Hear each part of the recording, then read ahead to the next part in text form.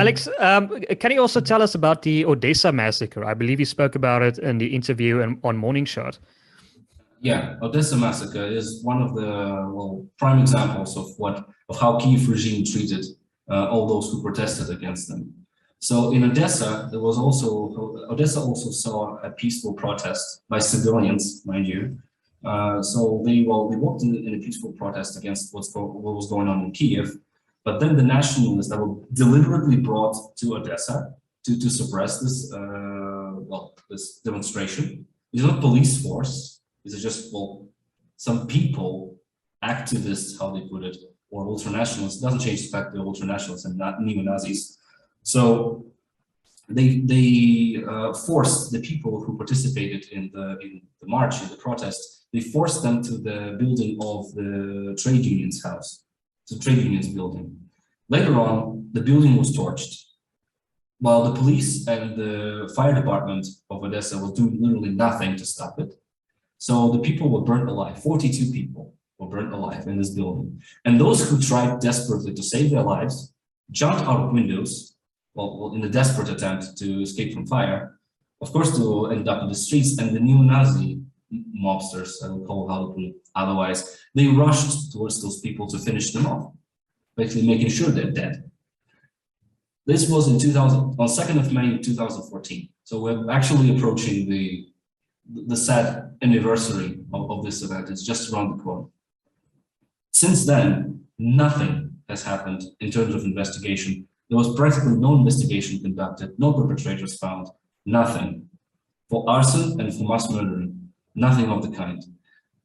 Again, Russia urged the Kyiv authorities to do something about it. We urged the West to somehow use its influence over Kyiv to make them investigate and find the perpetrators. But it didn't bear any fruit.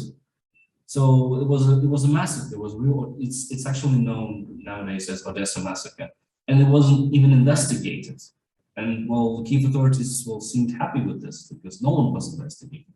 The presidents changed in Ukraine, the parliament changed, the authorities changed, leadership changed, but this remained the same. Nobody cared about those people in Odessa.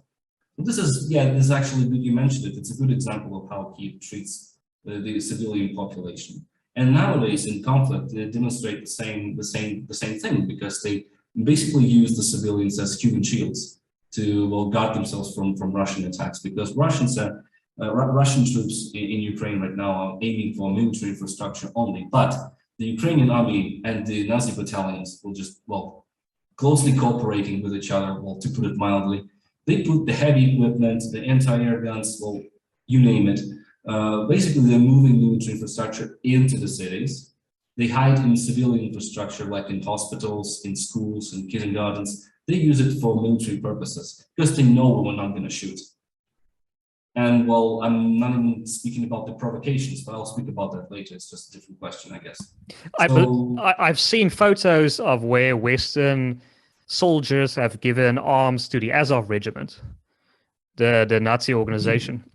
Yes, and that's actually a whole question to discuss, because the West, instead of supplying humanitarian aid, for example, if you care about the civilians that much, but instead of humanitarian aid, they're supplying Ukrainians with weapons, with various kinds of weapons, basically pouring oil on flames of conflict.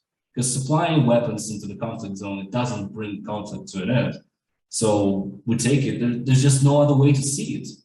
The West's objective is to prolong the conflict as much as possible, because it gives a good pretext to keep the sanctions intact against Russia, to keep the Russophobia, we'll speak about that later, intact, and to put the pressure on Russia. So that's the only objective.